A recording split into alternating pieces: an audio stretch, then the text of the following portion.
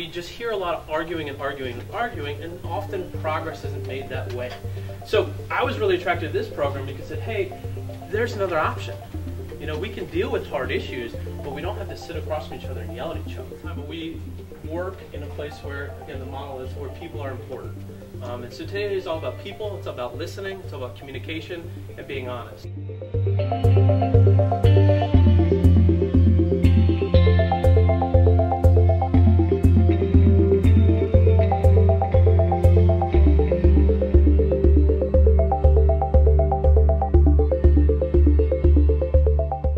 You're not seeing the way they're saying it. So like, you know, a tweet is just words. You're gonna read it the way you're gonna perceive it in your head. Yeah, you can't. But like, you can't hear the tone of the voice. You can't hear, you know, what emphasis is on what words. So our next point is that research shows that being subjected to hate speech on a regular basis can cause health problems.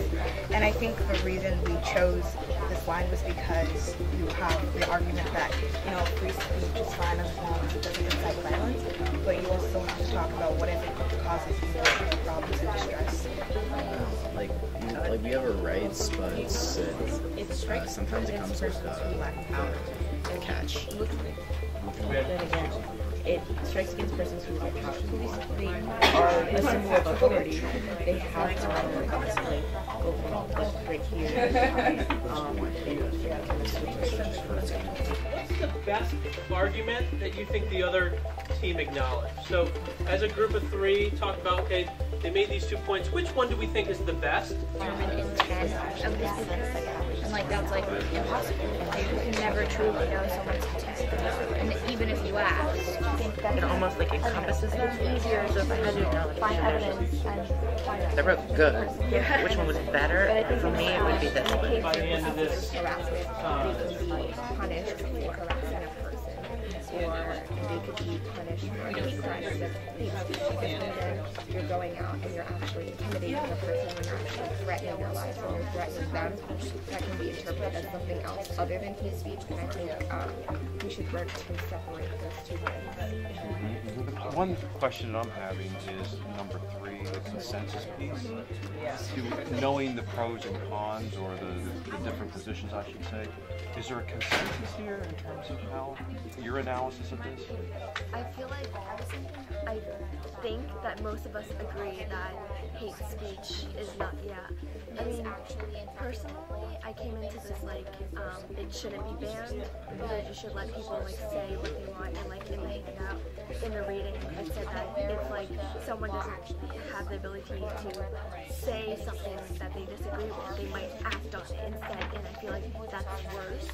Because within the First Amendment you have freedom of speech, and that's very, very vague, because at the time it was written, there was a war going on, and they were like, you don't have our freedom of speech, you need our freedom of speech. It wasn't, they couldn't have predicted this was the outcome of like modern society. That's why we need to be able to interpret the Constitution. Reached a consensus that like it wouldn't be like possible to really ban hate speech, because it's too hard to define like what really is hate speech, and what might be perceived as hate speech to one person is not to someone else.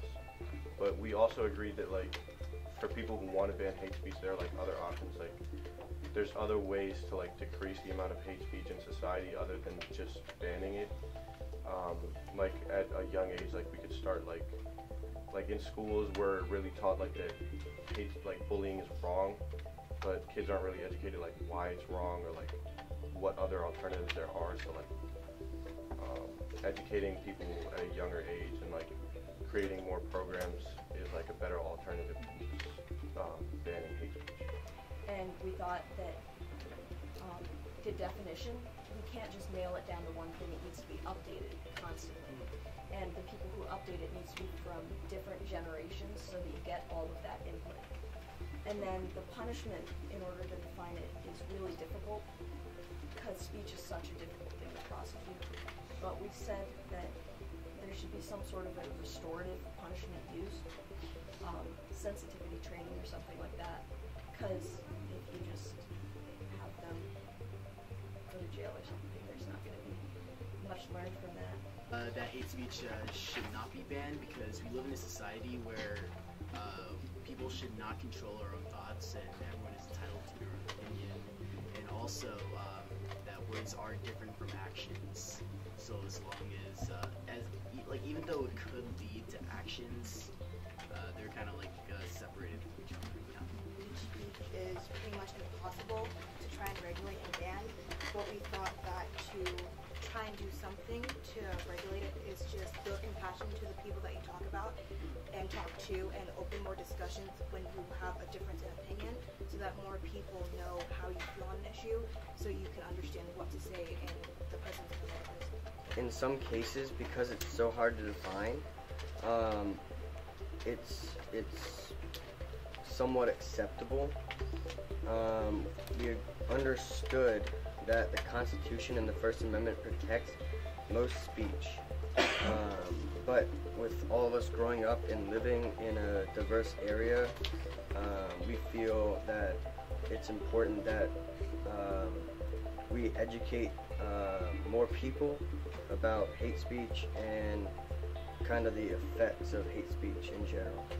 A ban should not be placed on hate speech because it is an infringement on the First Amendment, because hate speech still is speech.